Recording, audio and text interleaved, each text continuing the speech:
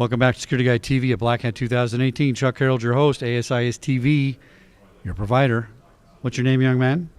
Hi, my name is Ananth, and I'm with EventTracker. And EventTracker.com? EventTracker.com is the website. All right, what do you guys do? We are a co-managed SIM. The problem that we solve is that SIM technology is foundational. By the way, that's Security Information and Event Management, SIEM or SIM. Okay. And it's become foundational in defending today's networks. We provide that as a vendor, have done that for a number of years. 3 or 4 years ago, we realized that the real problem was the skill shortage. Yes. We were building, more and more fancy things into it, but people couldn't get value because of it takes process, it takes discipline, it takes expertise. Yeah. And the absence of those caused people to lose faith in the technology. Oh. We now offer it as a managed service, a co-managed service, and that has really turned things around for this particular technology. Very interesting. Now, stats say that there's a shortage of 1 million to 2 or 3 million people that can operate things, and that places us in a very dangerous position, I think. Are we ever going to solve that? Is it just, my kids are millennials. They're not interested in this business, and they should because they're the ones that use the technology the most.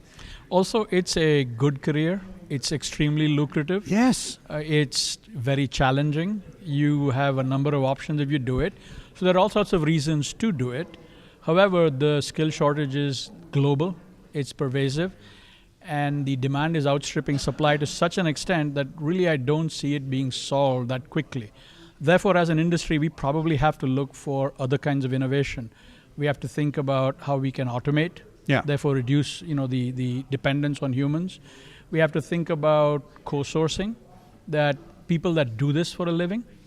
If your main business is banking, why then I understand that IT and cybersecurity are necessary evils, but it doesn't stand to reason that you should do this yourself. More than you should mow your own lawn or keep your own landscape. You have specialists who do that, who have really fancy equipment and can get to your lawn and take care of it very professionally, very quickly. It's been a bit of a macho thing. I own iron, I do it myself kind of thing. Yeah. And it's also a new concept in some ways. After all, you always rented the car and you struggled with the map and the parking and the traffic and the toll.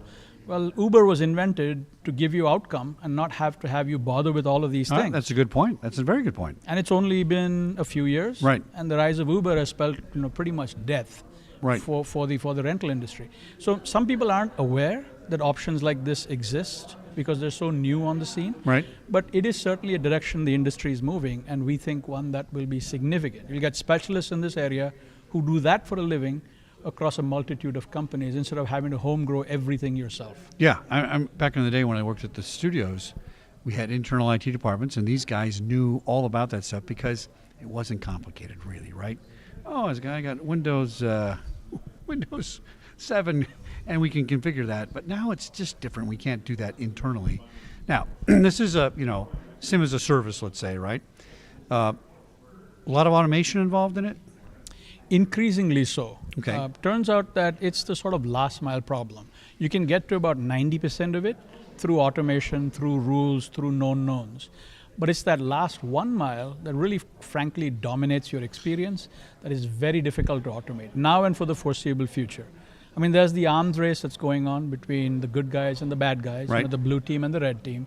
So the thing is, you're constantly dragged to higher and higher levels of sophistication by both sides, and the automation always is a step behind. So the need for the human analyst can always be sort of reduced and corralled, but never quite eliminated. Well, one of our interview persons today had done a survey, and they found that about 69% of customers don't want automation. They're kind of a little weary of it and afraid of it, but we have to use it to solve the shortage of people, I get. How much of the human component in that 10% really brings us all home as a solution and a decision? It's really the human factor that says, I got all this information and automation, but I'm making that decision, right? The human component needs to be in there. Absolutely in there. Machines are very good at mindless and repetitive tasks, but the nature of threats is very dynamic. You need the doctor in there.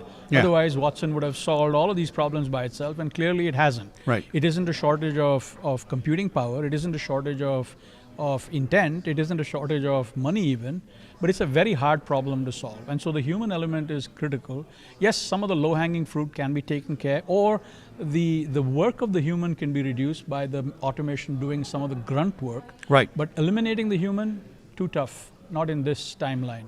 Maybe once the self-driving car is really a reality, we can think about that in security. So I came from the physical security world, and I was issuing BlackBerries to my guard forces when BlackBerries came out, and all the people around me and clients thought I was a nut job.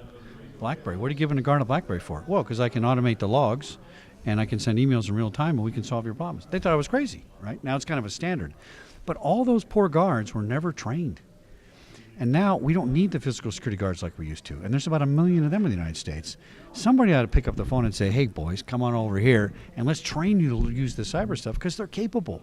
And I think that's a gap that we missed in the business, not merging physical and cybersecurity together early on and work together on it. Yeah, there have been some interesting attempts to do just that by the armed forces because they have a surfeit of staff, but not necessarily the right skill mix. Right. So they're looking at reassigning, retraining, because the investment they've made in their personnel is significant. Yeah. And it's not possible to just simply cashier them and send them home. Right. So retraining them is something that they're looking at, and that's an interesting. Have they had some success in that? Mixed, because again, the technology is quite new. It requires quite a bit of intense Yeah. stuff. Retraining is very politically appealing, but it's quite a difficult thing to do practically. It takes the human, they have to adopt it, they have to accept it. And really, can you teach an old dog new tricks? You can teach me, but it is difficult to do it. I get that part. Now, what about the millennials, though? The millennials are kind of like, hey, you want to be involved in this? No, I'm not interested in that. And the millennials are the highest users. They've had the benefit of all this technology.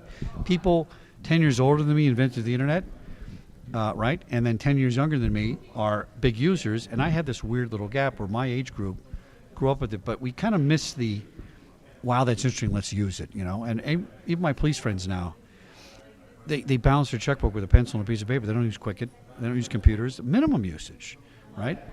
And that's another group we missed. So I'm a little worried about it. Are you confident that we can get over this, or are we kind of past the point of no return on that No, shortage? we're going to get over it. I mean, you see the same thing occurring in medicine.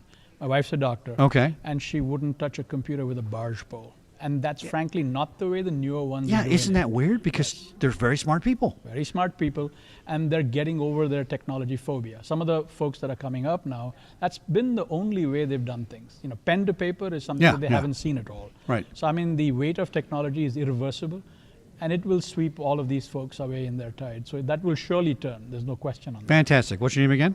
My name is Ananth, and I'm with EventTracker. EventTracker.com. .com. Fantastic. Another great interview here at BlackHat 2018 on SecurityGuideTV.com. Thanks for coming on the show. Thank you, Chuck. And good luck to you guys. Pleasure. Thanks.